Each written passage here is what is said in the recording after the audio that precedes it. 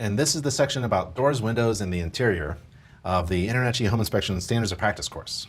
The course is designed to teach you about the standards of practice.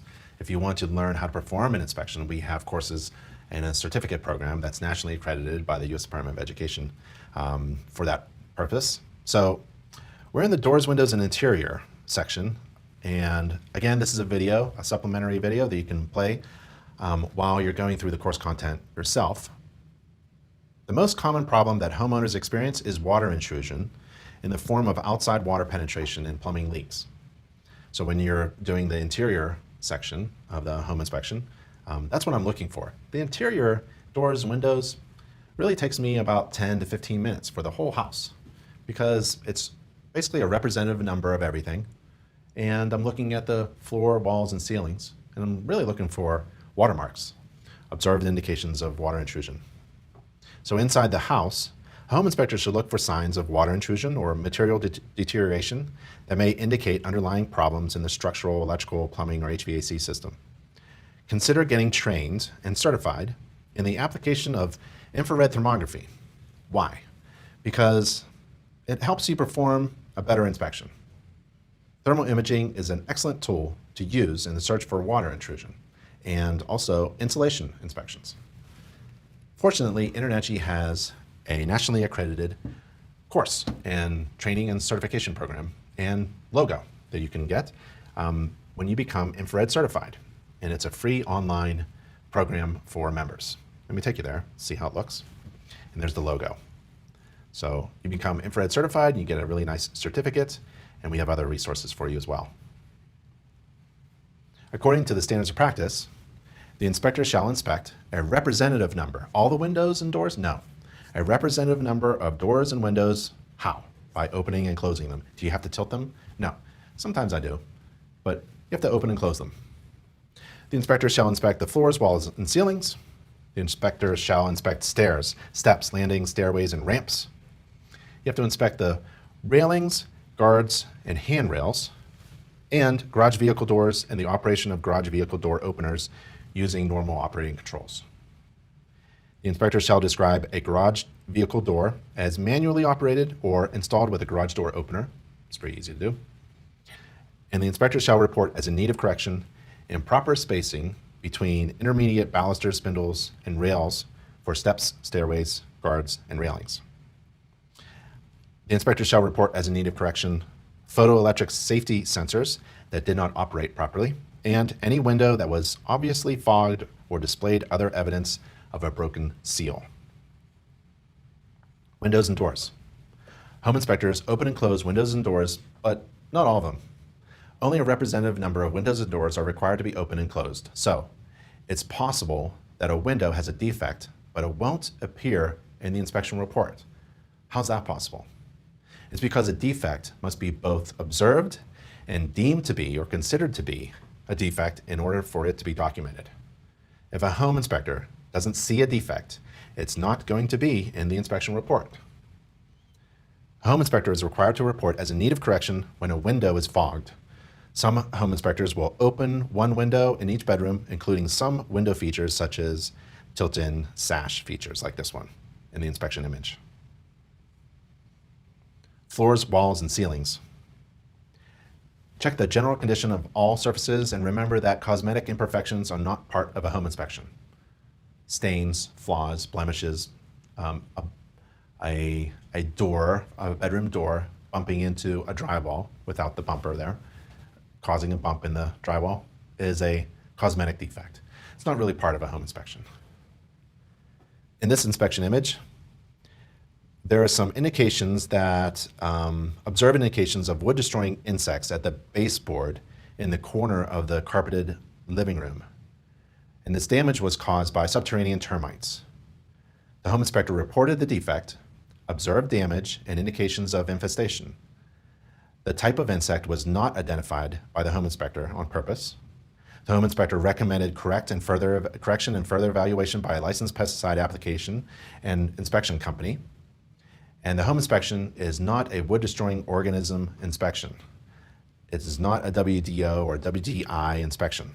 But many home inspectors will report upon observed damage, even if it's apparently damaged by an insect. The inspection image here is of a home inspector using a moisture probe and contacting the ceiling that has indications of prior water intrusion and water marks. The home inspector observed the indications of water intrusion and made a recommendation for correction and further evaluation by a qualified contractor. The home inspection is a visual-only inspection, and the home inspector is not required to use a moisture probe, a meter, or a tool.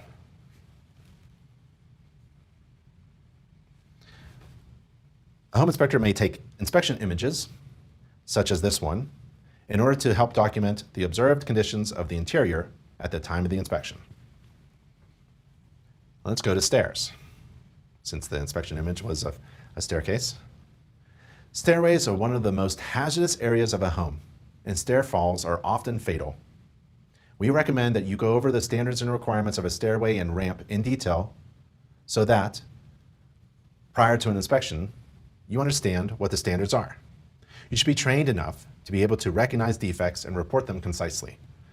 To help you gain knowledge in inspecting stairs, steps, landings, stairways, and ramps, railings, guards, and handrails, take InterNACHI's free online How to Inspect the Attic Insulation, Ventilation, and Interior course, particularly the section on egress and stairs. A few common things to look for during a home inspection are the minimum riser height being 4 inches and the maximum being 7 3/4 inches, and the minimum tread depth is 10 inches. Open risers should not allow the passage of a 4-inch diameter sphere. On stairs with a total rise of 30 inches or less, the size of the open riser is not limited. The triangular area formed by the tread, riser, and guard should not allow the passage of a sphere 6 inches in diameter. The opening at guards on the sides of stair treads should not allow the passage of a sphere 4 3/8 inches in diameter. And those illustrations in the course here can be actually downloaded into your inspection report software so that the inspection report can help you describe your observations, because it's a bit complicated, those measurements. Garage doors. If you find or observe a problematic situation with the door, a garage door, you should notify the homeowner and occupants immediately and recommend them to contact a trained door system technician for consultation and repair. Why? Because the garage door is typically the largest moving object in a house, and many of its components are under high tension. Improper installation and maintenance of a garage door and its opener can create hazardous conditions that can cause serious injury or even death. Fortunately, InterNACHI has a step-by-step inspection checklist for inspecting a garage door opener, and it's located within that Attic Insulation, Ventilation, Interior course. Standing inside the garage, but safely away from the path of the garage door, use the remote control or wall button to close the door.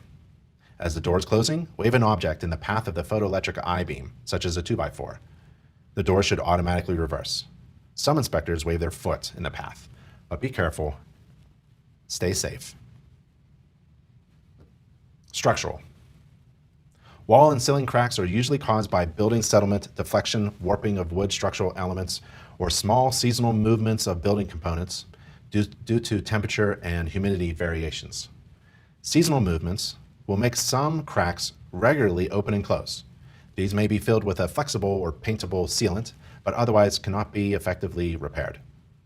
Cracks due to settlement, deflection, or warping can be repaired if movement has been stopped, as is often the case. Large wall and ceiling cracks may indicate structural problems.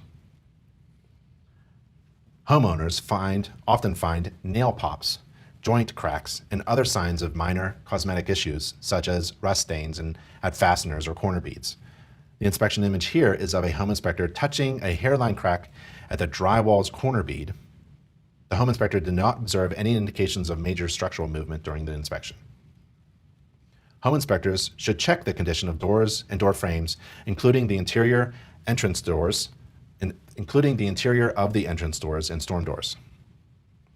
Check hardware for finish, wear, and proper functioning. Sticking doors or out-of-square frames may indicate settlement of the house, but remember, a home inspector is not a structural engineer. A home inspector does not provide any engineering or architectural services.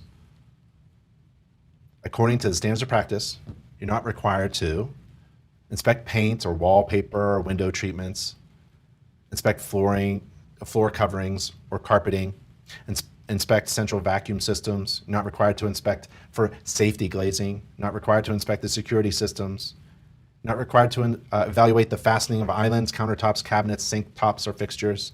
You're not required to move furniture, stored items, or any other coverings such as carpeting or rugs.